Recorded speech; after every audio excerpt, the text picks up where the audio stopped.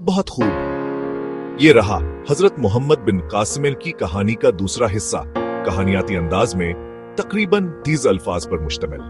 हिस्सा दूम, दैबिल से मिल्तान तक ईमान की रोशनी रात गहरी हो चुकी थी।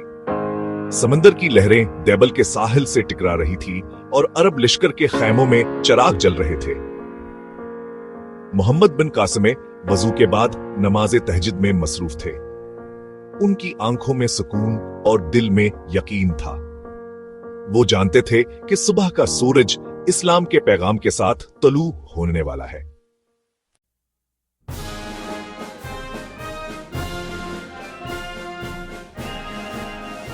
सुबह होते ही फजा में अल्लाह अकबर की सदा गूंजी। मोहम्मद बिन कासिम ने अपने सिपाहियों को मुखातिब किया। मेरे भाइयों, हम दुनियावी माल के लिए नहीं, अल्लाह की रजा के लिए लड़ने जा रहे हैं। अगर आज हम हक पर डिटे रहे तो अल्लाह हमें इज्जत देगा। याद रखो, जो तलवार से पहले दुआ करता है वो कभी शिकस्त नहीं खाता। फिर उन्होंने इशारा किया और अजीम मंजनीक अल अरूस हरकत में आई। पत्थरों के पहाड़ कले के अफसीलों पर गिरते, घंटियां बजते और दिबल के मुहाफिज बूखला जाते। 3 दिन तक दोनों तरफ से सख्त जंग हुई। मोहम्मद बिन कासिम खुद अगली सिफ में लड़ रहे थे। एक तीर आने कंधे को छूकर गुजरा, मगर उहर के नहीं। चौथे दिन फसील का एक बड़ा हिस्सा टूट गया। अरब फौज ने अरहा तकबीर के साथ अंदर दाखिला हुई। दिबल के फैसालार ने हथियार डाल दिए।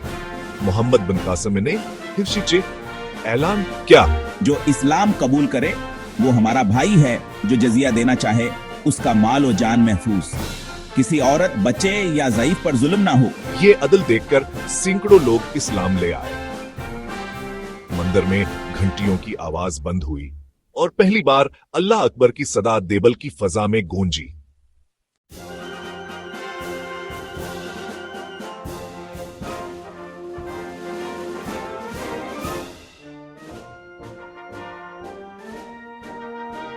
देबल की फतह के बाद मोहम्मद बिन कासिम ने अपनी मुहिम आगे बढ़ाई। वो शमाल की तरफ रवाना हुए। रास्ते में नेरून, सीहोन और नेरून कोट के कले आए। इन सब ने मजाहमत की, मगर जब उन्होंने देखा कि अरब लश्कर ना लूटता है, ना जुल्म करता है, बल्कि इंसाफ कायम करता है, तो उन्होंने सलह कर ली। मोहम्मद बिन कासिम हर जगह अदल व मुसावात का प्रचार करते। वो कहा करते, हम तलवार के जोर पर दिलों को नहीं जीतना चाहते, बल्कि अदल के जरिए फतह चाहते हैं। उनके सिपाही अगर किसी का खजूर या अनाज भी लेते तो कीमत अदा करते। एक दिन एक सिपाही ने एक किसान का ऊंट खोल लिया। मोहम्मद बिन कासिम को खबर मिली तो उन्होंने फौरन ऊंट वापस करवाया और सिपाही को सजा दी। वो बोले, हम जालिम नहीं, रसूल रहमत सलम के उम्मती हैं। अगर हम इंसाफ नहीं करेंगे तो हमारी फतह जवाल है।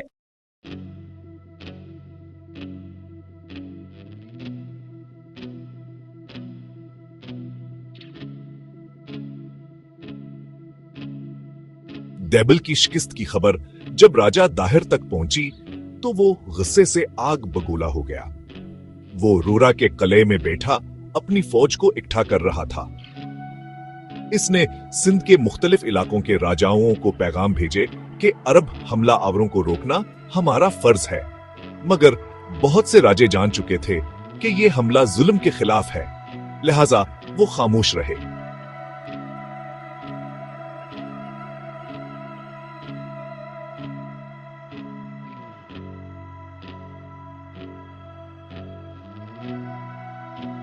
अब्बा, वो नौजवान सपा सालार नीक और आदल बताया जा रहा है। बेहतर है कि आप सलाह कर लें।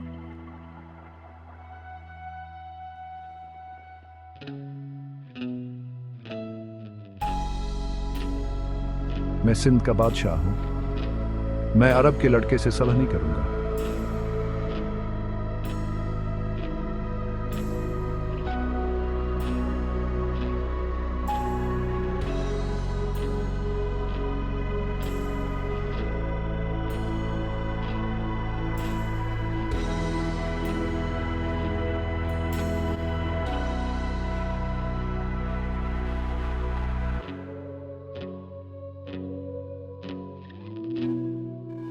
आज हक और बातिल का फैसला होने वाला है। जंग शुरू हुई। हाथियों की गर जिसे जमीन लर्जा थी, मगर अरबों ने अन पर आग के गोले फेंके और हाथी भागने लगे। खुद राजा दाहर का हाथी बेभागा। दाहर ने बहादुरी से लड़ने की कोशिश की, मगर एक तीर उसके सीने में पिवस्त हो गया। वह जमीन पर गिरा और उसके साथ सदियों का गरूर दफन हो गया। राजा दाहर के मारे जाने के बाद असकी फौज मुंतशर हो गई। मोहम्मद बिन कासिम ने फौरन ऐलान किया, जंग खत्म, जो हथियार डाल दे वो महफूज है। तुरंतों, औरतों, बच्चों और बूढ़ों को कोई नुकसान न पहुंचे।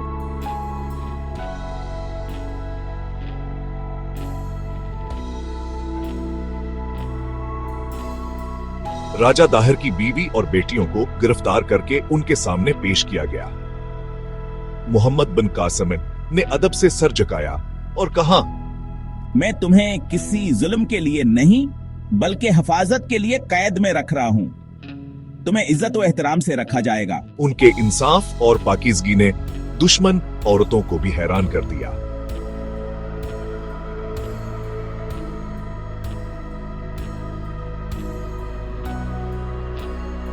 हमने सुना था कि अरब जालिम हैं, मगर हमने तुम में नबी की सल्लल्लाहु अलैहि वसल्लम की सीरत देखी है।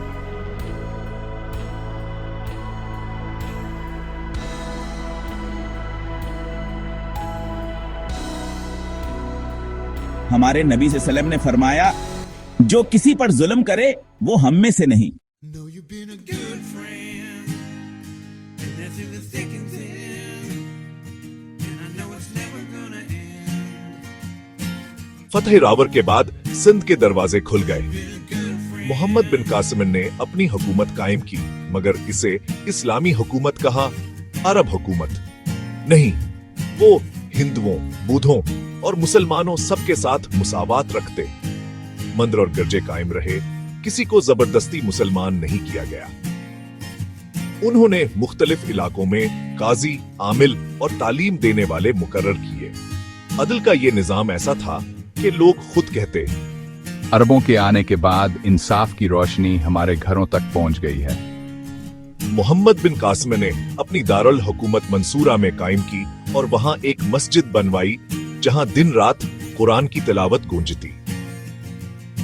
मोहम्मद बिन कासिम की कामयाबियों की खबरें मक्का, मदीना और दमश्क तक पहुंच गईं। हर तरफ से दुआएं दी जा रही थी, मगर तकदीर ने एक नया इम्तिहान लिख रखा था। ऐसा इम्तिहान जिसने तारीख का रुख मोड़ दिया।